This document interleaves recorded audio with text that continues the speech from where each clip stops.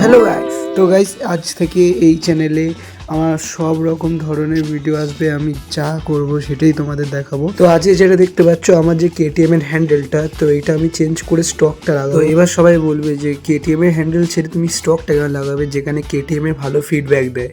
কারণ হচ্ছে আমার এটা ভুল করে আমি না জেনে শুনে আমি 390 হ্যান্ডেল কিনে বলছি গাইস, সেই কারণেই আমার পিক আপের তারটা ভিতর থেকে না গিয়ে বাইরে থেকে দেওয়া হয়েছে।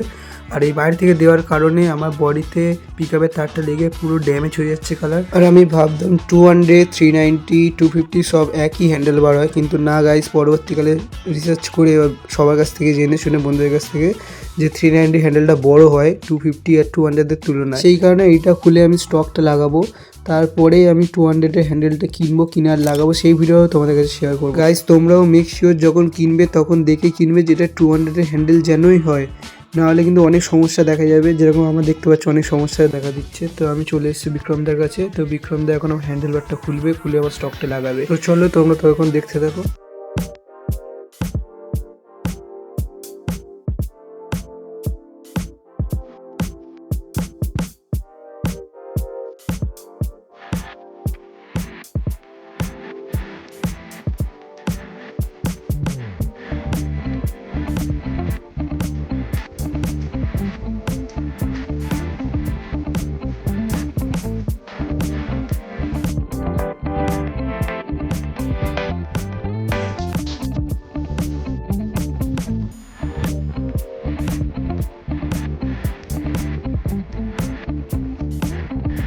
গাইস বিশ্বাস করো, যখন হ্যান্ডেলটা খুলে যখন রেখে দিল না, এরকম অবস্থা যখন আছে মনে হচ্ছে না হাত কেটে ফেলে দিয়েছে গাইস। এরকম অবস্থা গাইস, এত কষ্ট হচ্ছিল, এত খারাপ লাগছিল, হাসিও পাচ্ছিল। আর এই সেই কেটিএম এর হ্যান্ডেল গাইস 390 ভুলবশত কিনে ফেলেছিলাম, জানি না গাইস, কোনোদিন লাগাইও নি, আমার ফার্স্ট বাইক যেহেতু। তো আমার মতে এই ভুল তোমরা করবে না গাইস, দেখেই লাগাবে, ঠিক আছে? আর যেরকম দেখতে পাচ্ছ আমি এখন স্টকটা লাগিয়ে নিয়েছি গাইস।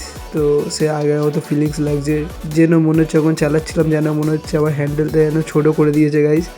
একটু ভালো লাগছে না কেটিএম এর পরে এই যে স্টক লাগিয়ে চালাতে।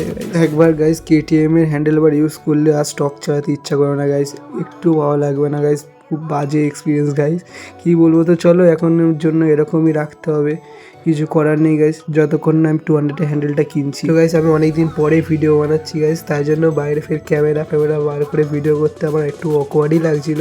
তো সেই কারণে ভালো করে ফুটেজ নিতে পারিনি, আর তোমাদের কাছে ভালো করে সাজিয়েও রাখতে পারিনি ভিডিওটা। তো আজকের জন্য ভিডিওটা এইটুকুই থাক। পার্ট 2-তে যখন আমি ডিউক 200-এর হ্যান্ডেলটা লাগাবো তো তখন দেখাবো যে আর ওই সমস্যাটা থাকবে না গাইস।